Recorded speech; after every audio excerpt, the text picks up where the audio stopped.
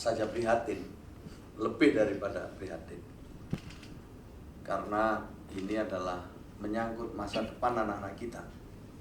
Sering disampaikan bahwa korban pada saatnya bisa jadi pelaku. Jadi ini menjadi hal yang sangat penting, dan Kementerian Sosial diberi tugas untuk melakukan rehabilitasi sosial.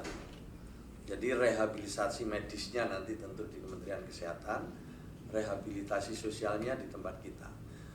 Pembagian tugas ini bukan berarti kita terus saling lempar tanggung jawab, tapi justru supaya anak-anak ini tertangani dengan baik. Dalam kesempatan awal tentu Kementerian Sosial siap untuk menampung, memberikan bimbingan, sambil nanti kita berkoordinasi supaya ada tenaga-tenaga medis yang juga bisa mendampingi, di samping tentu tenaga-tenaga kesejahteraan sosial. Bapak, Ibu, dan saudara-saudara sekalian yang saya hormati, memang LKS, Lembaga Kesejahteraan Sosial, ya, yang juga sering disebut sebagai panti asuhan, ini menjadi salah satu binaan dari Kementerian Sosial. Dan kita ada berapa LKS, Mas, seluruh Indonesia? Yang terdaftar seluruh Indonesia 3.000. Saya kira faktanya lebih dari itulah. Ini yang terdaftar. Dari 3.000 itu yang sudah terakreditasi berapa itu? 3.000 ini, Pak. 3.000 yang terakreditasi. Yang belum terakreditasi adalah lebih banyak lagi. Tapi itu yang saya minta datanya itu. Jadi saya minta data lengkap LKS kita itu berapa. Ini penting, ya. Tadi diminta oleh beliau ini untuk memperbaiki layanan kita ini dan sekaligus melindungi anak-anak kita itu. Ya, salah satu yang harus dilakukan adalah akreditasi. Bagaimana kita bisa membuat LKS ini menjadi governance, tata kelolanya baik. Ibu bapak sekalian yang saya hormati, ada 3 dosa ya yang ditemukan oleh Kementerian Pendidikan yang melakukan survei pada 2 tahun yang lalu. 3 dosa besar di lingkungan pendidikan kita, termasuk tentu lembaga pendidikan formal, non formal, termasuk LKS. 1, soal intoleransi, masih berkembang di lembaga-lembaga pendidikan kita itu intoleransi. Yang kedua, bullying, ya, perundungan. Yang ketiga ini kekerasan seksual. 3 ini menjadi tantangan yang serius buat kita untuk sama-sama mengambil langkah nyata untuk melakukan pencegahan.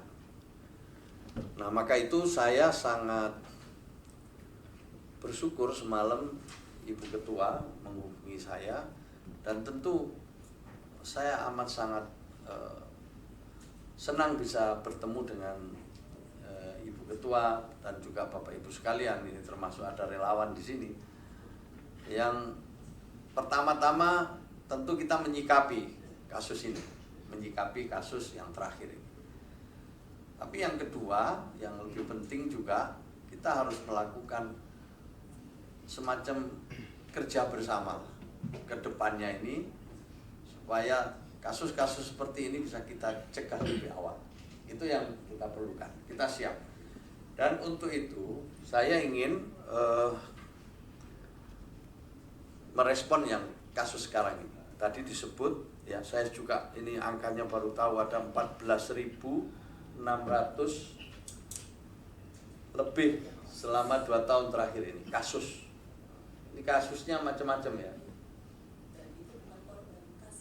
Lah, ya, kasus itu, ya, korbannya bisa lebih dari itu. Ini kan, ini 14.600 lebih kasus selama 2 tahun, Pak, ini 2021 sampai 2003. Ya, 21, 22, 23 kan kita siap, ya, apakah tempat tinggal sementara untuk rehab dan lain sebagainya, kita siap, dan tempat kita lengkap untuk keperluan itu. Kalau memang jika ingin dicek, ya, mau dilihat kondisinya, dipersilakan. Kalau tempat itu nanti bisa dijadikan tempat tinggal sementara, karena saya nggak tahu kondisi panti asuhan di sana sekarang seperti apa, udah tutup apa masih berlangsung, Bu, di sana? Nanti tolong nanti yang tahu diceritakan. tapi kita bisa menampung sementara dengan segala keperluannya, dengan segala kebutuhannya. Nah, itu yang AI dari Mbak Ai, Ibu ini Mbak ya. pasti akan bertindak profesional, penuh perhatian, menganggap bahwa ini memang menjadi perhatian publik. Dan sama dengan Ibu tadi, kita berharap pelaku ini dapat hukuman yang setimpal, hukuman yang semestinya. Memang dari sisi hukum tentu kita serahkan sepenuhnya proses hukum itu, sambil kita dukung ya dengan bukti-bukti yang Ibu tadi sudah miliki. Jadi kita percayakan sepenuhnya.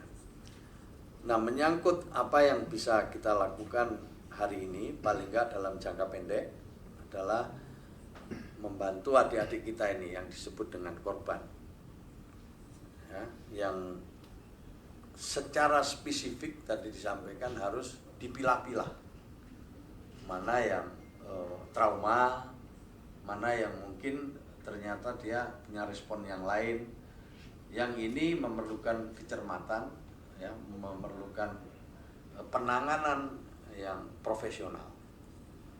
Kita akan diskusi lebih jauh nanti secara khusus, ya, untuk melakukan langkah-langkah. Saya mencoba membaca apa yang sudah dilaporkan di sini meskipun belum keseluruhan, tapi paling tidak saya bisa punya gambaran, ya, tentang peta masalahnya, kemudian tentang identifikasi beberapa hal yang memerlukan tindak lanjut secara serius.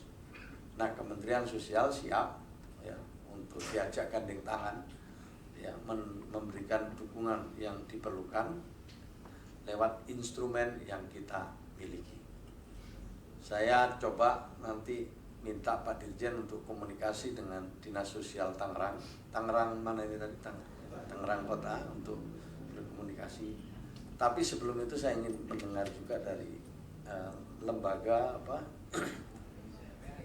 LPAI, Lembaga Perlindungan Anak Indonesia. Bapak Ibu sekalian, untuk pengawasan, karena Indonesia ini sangat luas, tentunya pengawasan melekat ini ada pada daerah. Jadi pemerintah daerah melakukan itu. Seperti contoh ketika saya di Surabaya, kami punya LKS yang kemudian kami lakukan pengawasan secara rutin, pembinaan secara rutin. Begitu juga ketika